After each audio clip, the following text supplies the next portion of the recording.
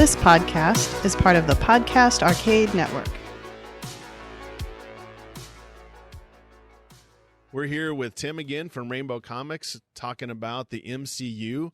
Tim's a big fan of the MCU, so we're going to dive into anything from the MCU from Endgame to present, and we'll also talk about what is coming for the MCU going forward. So thanks again, Tim, for coming on and sharing in all the things nerdy about the MCU. Oh, sure, man. This is what I live for. It's like this and Star Wars and Transformers and just nerdy stuff, I guess. Yeah, well, let's dive right in and talk about some of your favorite, and this isn't just going to be movies from the MCU, so we're including the TV stuff from Disney Plus. We were discussing, we're talking about kind of the first half, I think, of Phase 4 of the MCU, which is everything that came out post Endgame.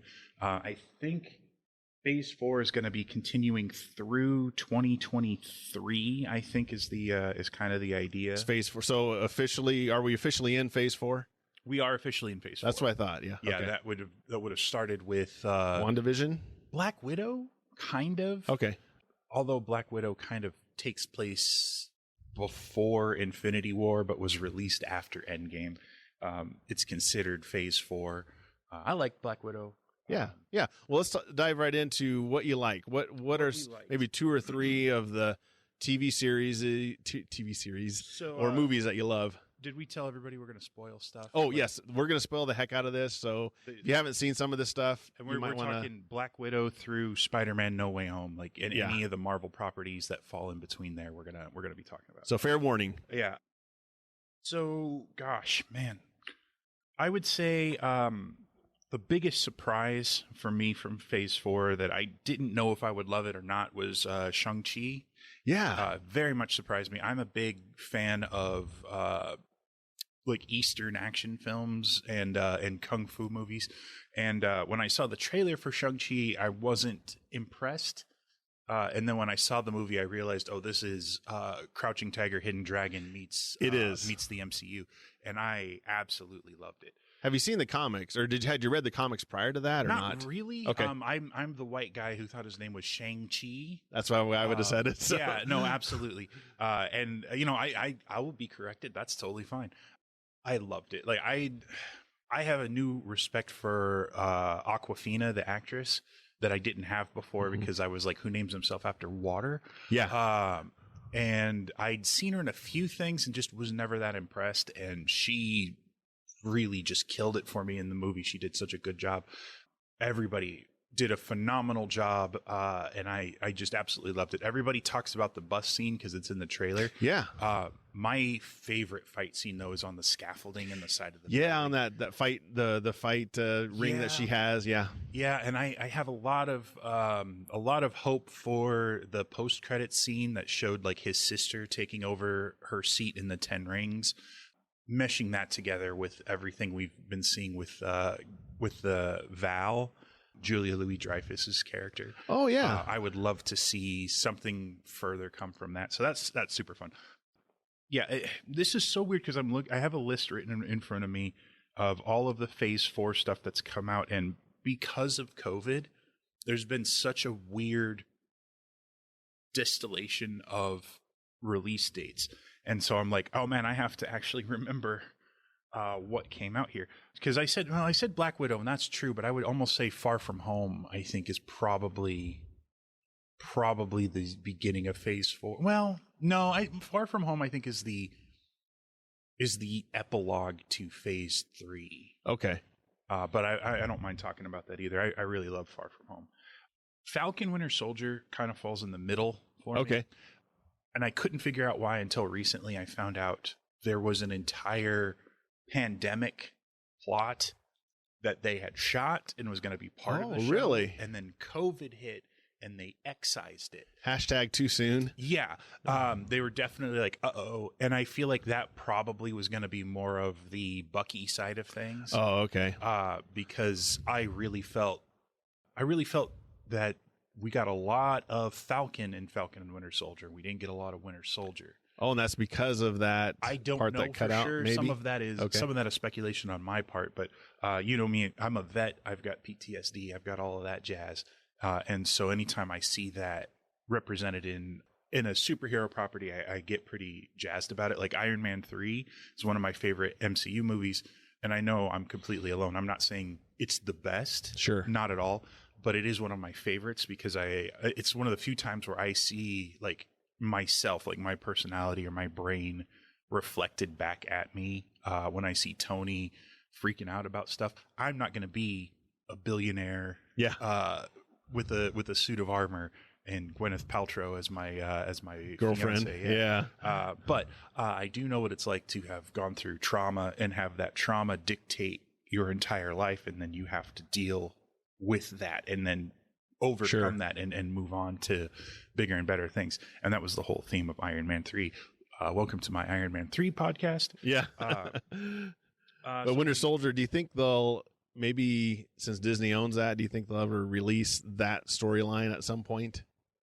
What do you mean? The pandemic storyline? Oh, no. I don't think we'll ever see it. Okay. I don't think that it's important to the narrative as the narrative turned into. Did it seem disjointed, though? We ended up with a very Falcon-centric story, and I love Falcon, and I guess we could even call him Captain America now because he's got the shield. I really was hoping to see more of Bucky dealing with all of it because you've got a man who was a reprogrammed assassin for was it for the Soviet Union? Wasn't it? Yeah, I think it was old Soviet Cold War Soviet Union. Okay, I really need him to team up with Yelena. We'll get to that. Okay. Okay. So we've got what did I say? We've got Shang-Chi. Another one that I absolutely love is the most recent Hawkeye. Yeah, I love Hawkeye. Hawkeye as a comic really came into its own around the time the first Avengers movie came out. Matt Fraction and I believe it's David Aja, A-J-A. It might be Aja. Aja, okay. But I've always said Aja. I don't know. Take on me, I guess. But that comic came out around the time that Avengers was coming out. And Hawkeye in the comics for a long time had just been cocky Purple Arrow guy. Yeah. He's been around since the beginning. Since very much close to it. He was originally introduced as a villain. He'd been trained by Swordmaster, who was great in the show.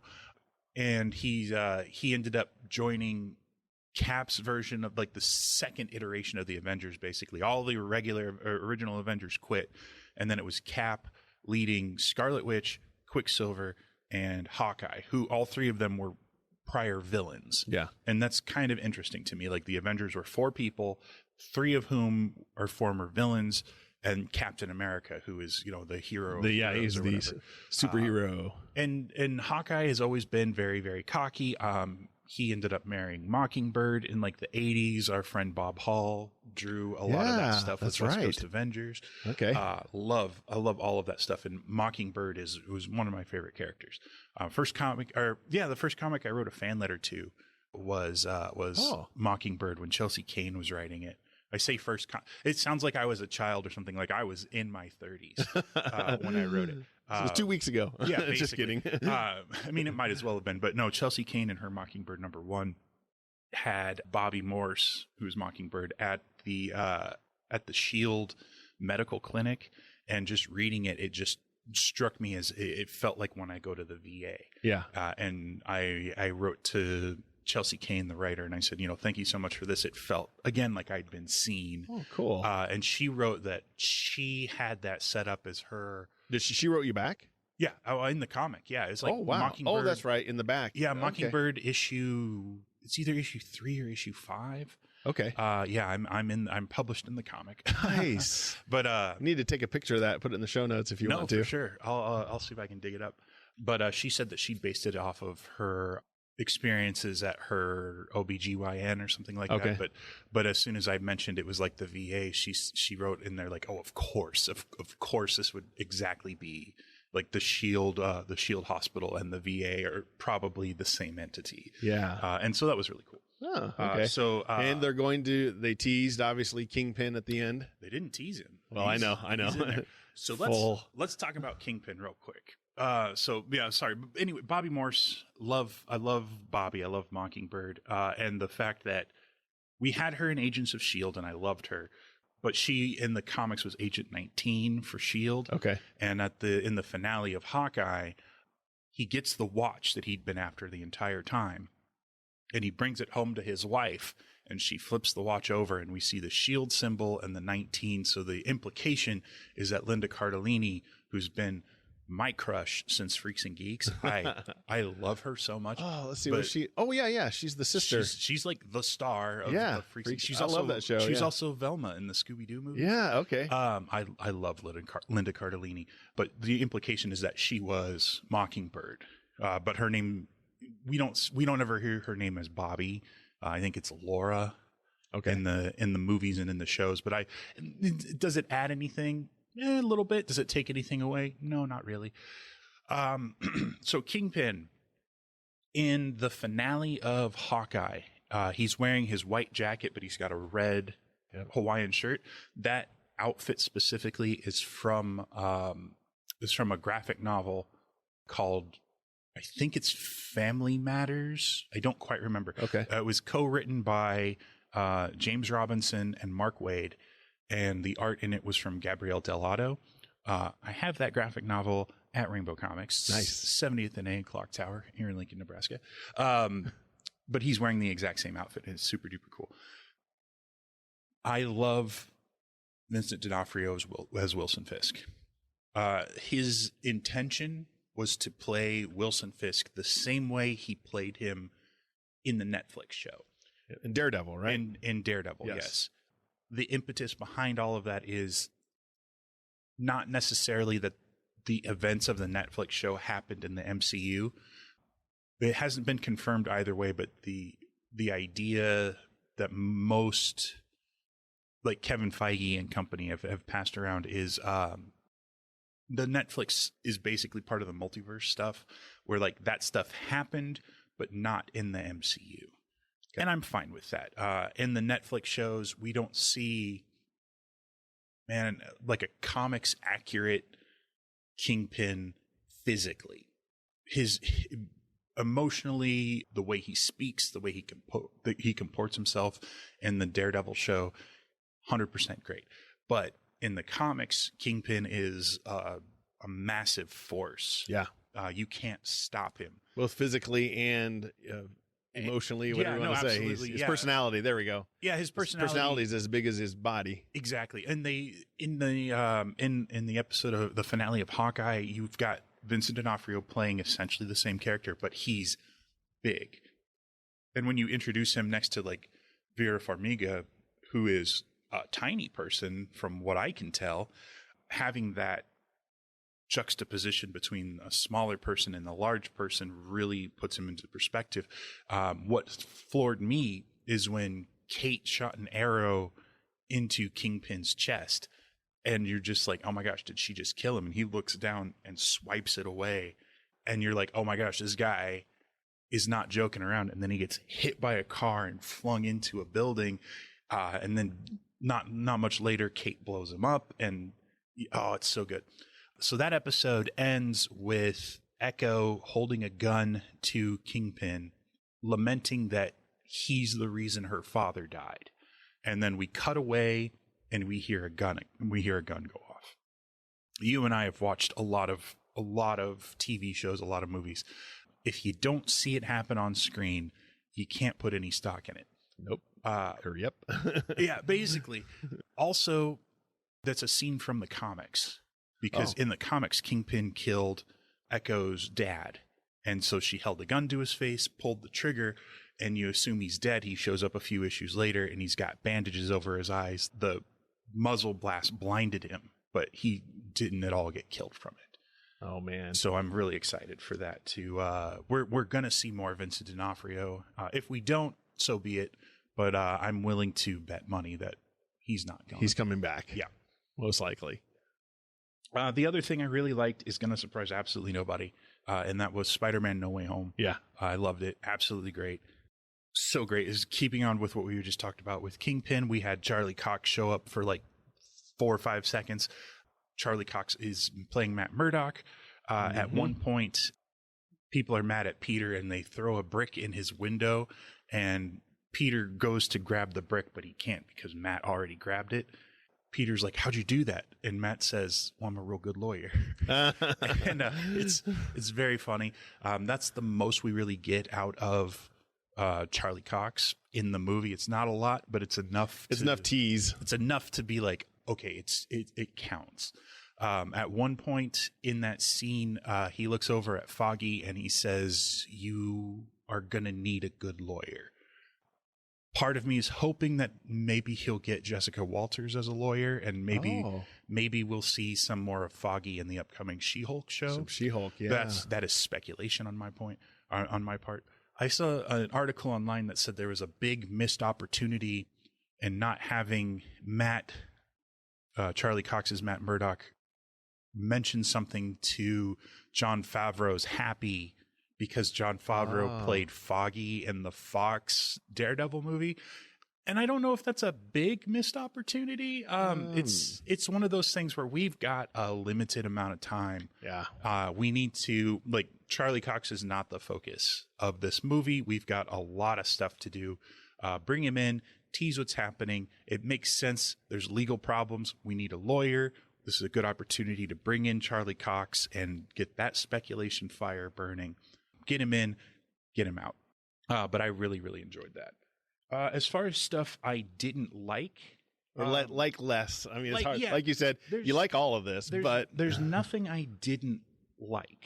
The things that I liked less, I think What If would fall onto the side of the things I liked less. I enjoyed a lot of the concepts. Having Chadwick Boseman's final performances as Black Panther was really good. I didn't love the animation style until I got it. And it just kind of made sense. What didn't you like at first on the animation? Or it seemed like I was watching a cheaply made Flash animation. Oh, okay. It didn't feel like I was watching like a hand-drawn 2D thing. It didn't feel like I was watching a fully 3D. It's like they were chasing the visual style of Into the Spider-Verse. Yes, I got that impression but too. Yes. But it felt like they didn't quite nail it. But as I watched more of the episodes, I understood more of the tone of the show. Okay. And I realized it was just me trying to attribute the visual style to something I recognized. I get you what you're saying, because it wasn't quite as polished as Spider-Man. Mm-hmm.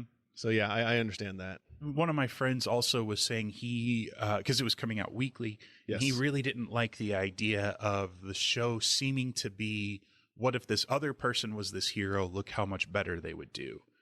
Whether it was Peggy Carter as Captain America or T'Challa as Star-Lord, like, look how they handled it better than Steve or Peter. And he didn't really like that. And then the show did kind of drift away from that a little bit. It did. But that's hard to tell in the moment. But yeah, so I'd say What If is one of those I didn't care much for. Also, this isn't going to surprise very many people. Eternals.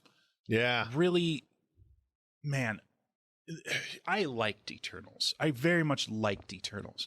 Marvel, from the onset of the MCU, has had 3 major hurdles. The first one was the original Iron Man. Okay. The second one was the first Guardians of the Galaxy. And then this third one, I believe, is Eternals. These are like the toughest nuts that they have to crack.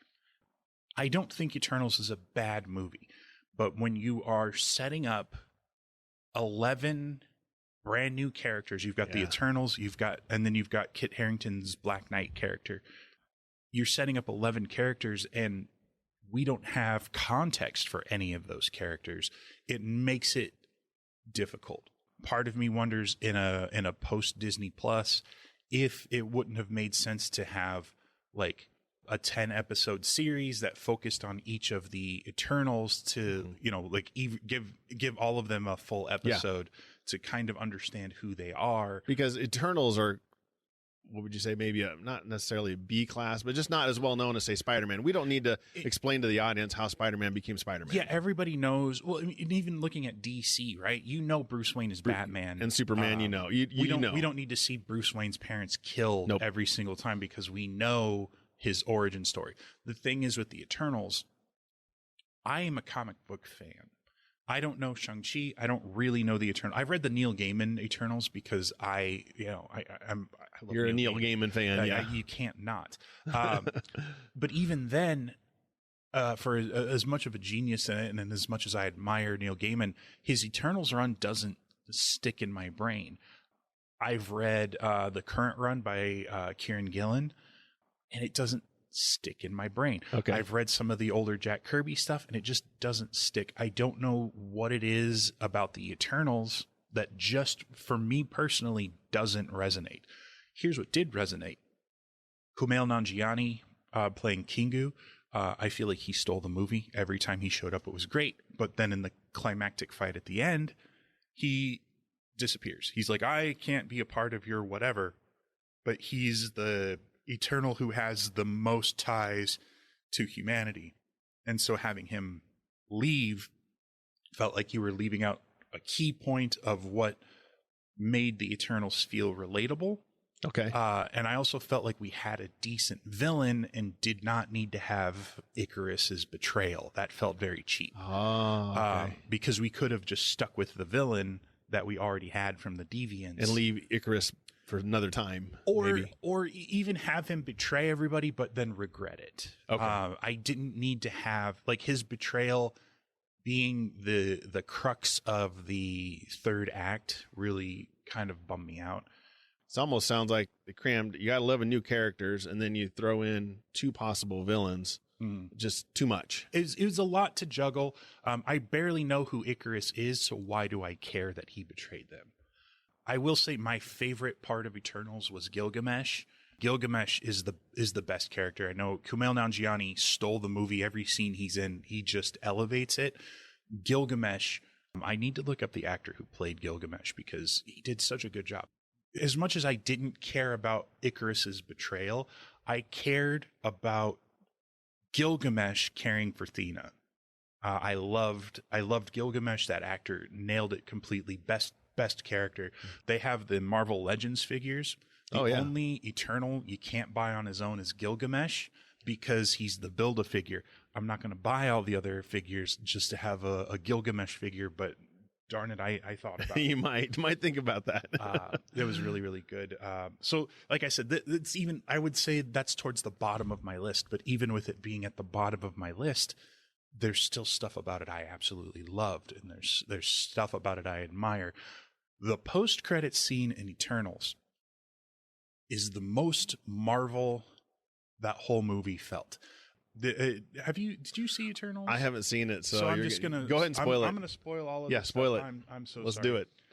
So we've got some of the Eternals on a ship, and suddenly like a Rainbow Bridge portal opens up, and I thought, oh, here comes Asgard, Thor. Right? Yeah. No, Pip the Troll.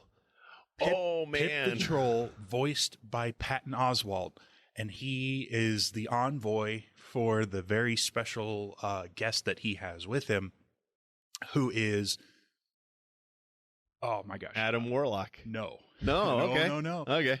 Better. I strike better. Just as good. Okay. It is another Eternal.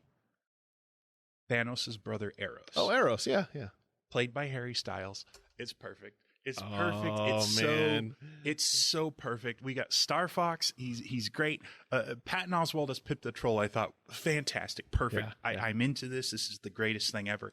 And then Eros, who is the brother of Thanos. Yep. In the comics, Thanos is an Eternal with deviant genes. Yep. And his brother is Eros, who was the Avenger called Star Fox, and he's a very, very pretty boy, whereas Thanos is ugly and powerful.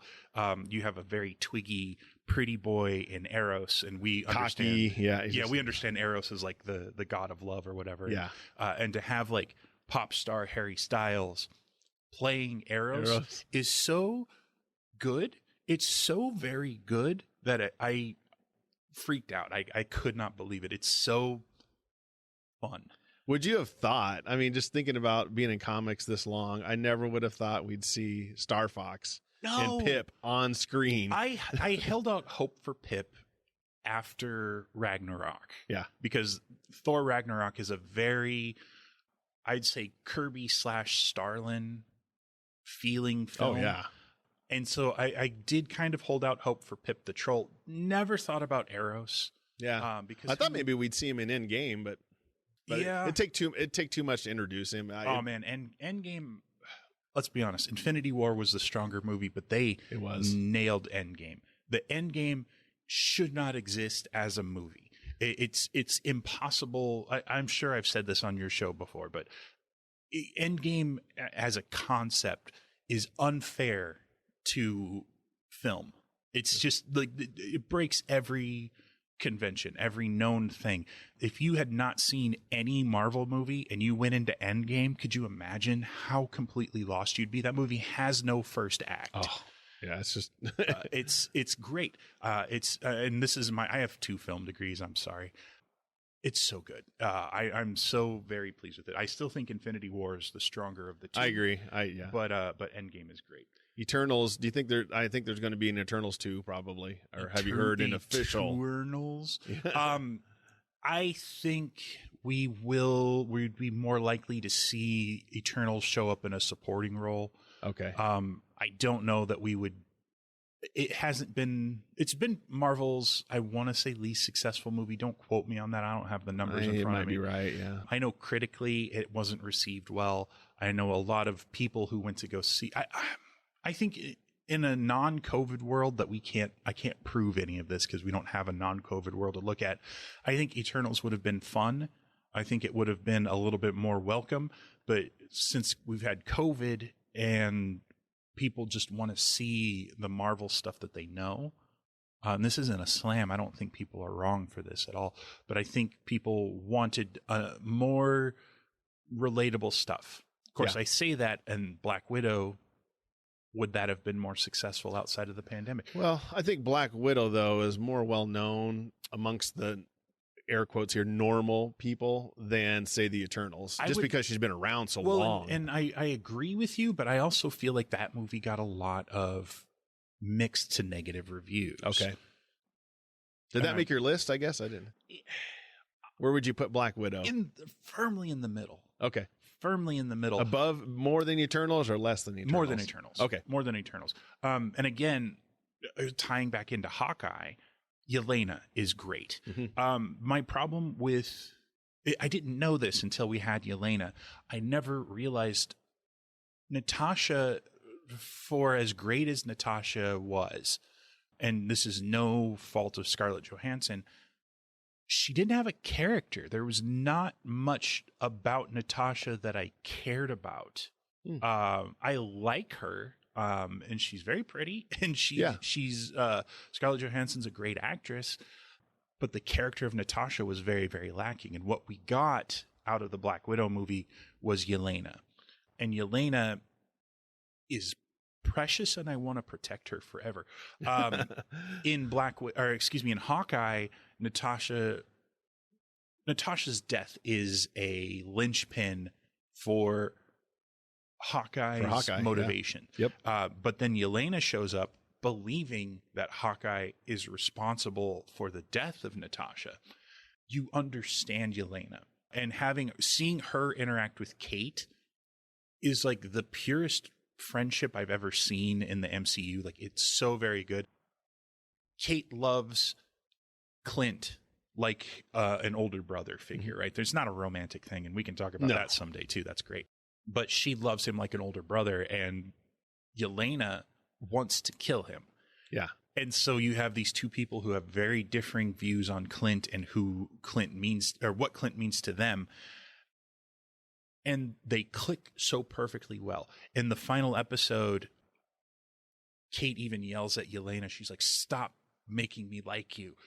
and Yelena's like, "I can't help it." And there's a part of me as a film viewer and a fan of character where you want Yelena to win, but Yelena winning means Clint dies. Yes. And what does that mean? And can they make Yelena and Clint not friends, but end amicably.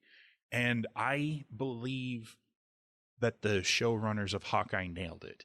It's kind of a Martha moment in from Batman v Superman. Batman versus Superman, yes. Because Clint does the little whistle and talks about how Nat just gushed about Yelena for forever, and I thought it was very good. That was appropriate. Yeah, and we also, Yelena is one of the few characters that we actually see what the blip was like for her when Thanos snapped his fingers. Yeah. So you see her fade away, and then the bathroom she was in changes, and then she comes back, and for her it's like this weird dizzying instant, but for the rest of us it was 5 years. Yeah. And just watching that trauma set in on her made me feel for her. It also makes sense in Endgame when Natasha sacrifices herself and she says, I don't have anyone to worry about. If Yelena hadn't been blipped away, would Natasha have sacrificed herself? And it's a question worth asking, and I think it's really fun. Yeah, that's a good question. Well, what about going forward now? We've kind of touched on what you like now, but what are you excited about for 2022 or 2023? What are some of the movies or TV shows that are coming out on Disney? Very top of my list is MCU, I guess, is Ms. Marvel. Ms. Marvel, okay. Marvel. I love Kamala Khan so much. Okay. I love her so much. I have to double check. Like, did I say the right name? Because I have said Kamala Harris a few times. No offense to Kamala Harris. Yes. But one of them is the vice president. The other one is a fictional comic book character, and I'm very white. So I make mistakes. But no, Kamala Khan in the comics is Ms. Marvel. She just had a brand new comic come out, which you could always come to Rainbow Comics and pick up if you wanted to, because I've got it in stock. But I love Kamala. She's the point of view character for the Avengers video game that gets a bad rap. The single player campaign in that is so much fun. The story in that game is great. G. Willow Wilson, who created Kamala, was a writer on the game. It's so good. Reading the comics, I love her. It's so good. I know that they're adjusting her powers a little bit for the show. I don't know what that means. We'll see how it goes. I'm very excited for that. What about Ms. Marvel just grabs you, I guess? You're very excited about her. What is it? I could not put my finger on it until I saw Ghostbusters Afterlife. Okay. So spoilers, I guess, for Ghostbusters Afterlife. We live in a world where a lot of people scream forced diversity, right? And I apologize if I'm getting political or whatever. You can cut this out if you need to. Okay. But when I saw Ghostbusters, in the third act of Ghostbusters, you have kids. You have a neurodivergent girl. You've got the white boy, but you've got a black teenager. You've got an Asian kid, and kids are seeing this movie. My buddy took his 10-year-old son to go see it, and say what you want about diversity or forced wokeness or what have you. What we have now is we're showing kids you can be anything and still be portrayed on screen. That's so powerful, because when you and I were kids, nobody thought about that. White guys are writing it. They're putting in white guys.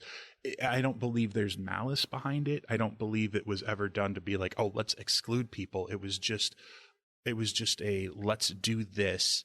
And when Stan Lee created Peter Parker, he wasn't thinking that in 2021 we were going to have the most Spider-Man movie of all time. Yeah. It just wasn't a thought he had. But what we have now is a 10-year-old's going to go see Ghostbusters, and he's going to see everybody is represented. The same thing with Ms. Marvel. Okay. It's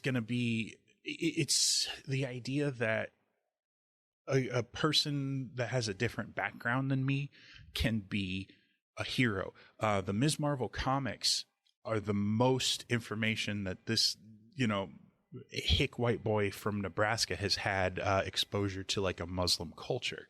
I don't know anything about it, but I've learned a lot from her comics, and she's just great. She's amazing. I love when kids come in and they want a good, like parents want a good comic for their kids, and I can be like Miles Morales, Ms. Marvel, Stargirl. Oh my gosh, she's coming. She's coming next month. I think it's next month. Yeah, soon. We're getting a new Stargirl series. I can't wait. But just the fact that we're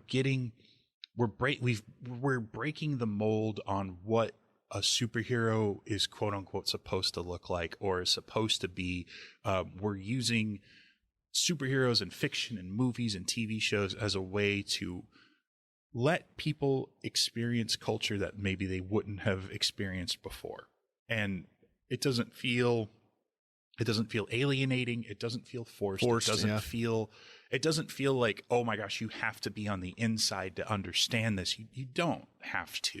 And I think that's incredibly important. And I think it's incredibly exciting.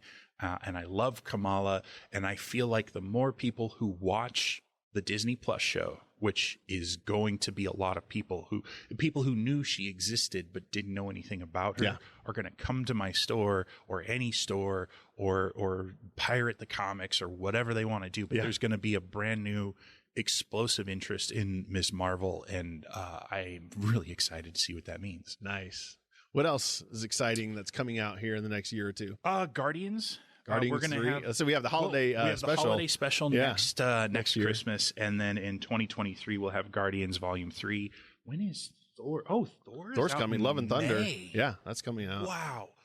Yeah, these are staples. You know what I mean? The Guardians is a staple. Thor is a staple. Like, they're gonna be good. Oh yeah. But this will be, James Gunn has basically said Guardians 3 is going to be his farewell. Okay. So I'm curious what that means for the future of the Guardians. I'm curious what that means for the future of James Gunn. Do you think we're going to see Adam Warlock in Guardians 3? Yeah, he's going to be. I thought so. They confirmed it. He's going to be played by Will Poulter. That's right. Okay. Who was Jerome in Gotham. So, not Joker, but Joker. Yeah. I never finished Gotham. I probably should. But maybe we'll see Pip. Do you think we'll see Pip in Guardians?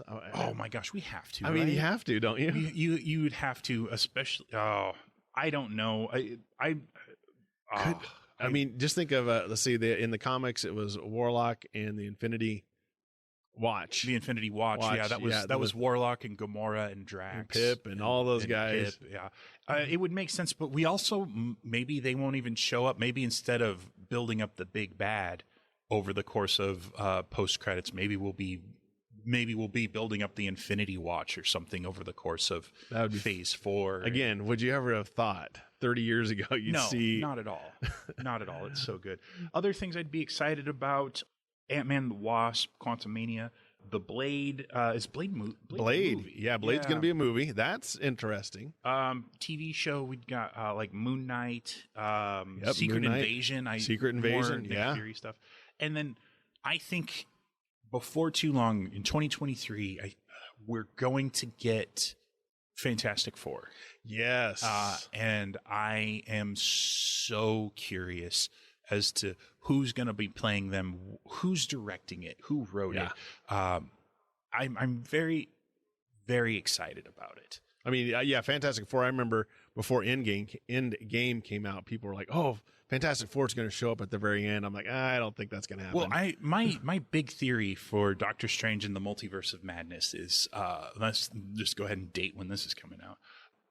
Doctor Strange, like the multiverse breaks, but my big theory is that Doctor Strange is going to put the universe back together, and things are going to be a little bit different, which would be like how mutants have always been around, but they've never been in a Marvel movie before.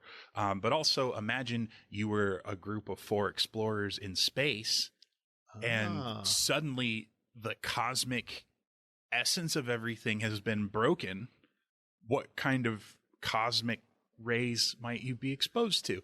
That's what I thought when at Endgame, I thought maybe when they got the gauntlet, that's when we would see everything change. But now you're saying no, Doctor Strange and the multiverse might cause that change. It would make sense that Doctor Strange is an imperfect being. And I like and again, this is just me. If this doesn't happen, so be it. I love theories. Though. I'm not going to bank my entire enjoyment of the Marvel universe on whether or not they do what I want them to do. But I like the idea that Doctor Strange puts the multiverse back together, but he couldn't do it exactly right. And so maybe X-Men will be part of that too? That's what I'm saying. Yeah, you put everything back together, and now suddenly mutants have always been here. And that's how you can have mutants integrated without having to be like, oh, we've just discovered Homo superior. And we can actually have a legacy of mutants in the MCU without having to explain why we hadn't seen mutants up until now. And Fantastic Four and all these other things that we want to Yeah, exactly. So just a little bit different. Spider-Man. Maybe we could integrate that more in. I mean, he's already in the MCU, but based on how No Way Home ends, I'm so with excited Venom. for the not even with Venom, but Peter's status quo at the end of No Way Home sets up a lot of really cool stuff for the idea of who or what Spider-Man could be. So it's just exciting. We're at a point right now, I think, as Phase 4 enters the second phase. Of Phase 4. As we get into the back half of Phase 4 of the MCU, we're seeing that there are no more rules. We don't have Cap. We don't have Tony. But we are going to have we've got Sam, and we're going to have Riri, who's Ironheart. So we have these characters filling in these roles, and that means something different. It does. We've got the Eternals, who are doing a thing that looks really cool. We've got Wanda tapping into chaos magic. We've got Doctor Strange trying to patch together a broken world that he's kind of responsible for. We've got whatever's happening in Wakanda. We've got Nick Fury off in space. Oh yeah, everything. Scrolls and Krees and it's so fun. Yeah. It's so fun, and if you don't like it, that's totally fine. Sure. Like maybe you hated Hawkeye, but you can go watch Eternals. Maybe you hated Eternals, but you could go watch Spider-Man No Way Home. Yeah. Do you have to watch everything? No. Am I going to? You bet. Well, that brings me to a question. I'm sure you've heard this 1,000 times and want to get your opinion on it. Sure.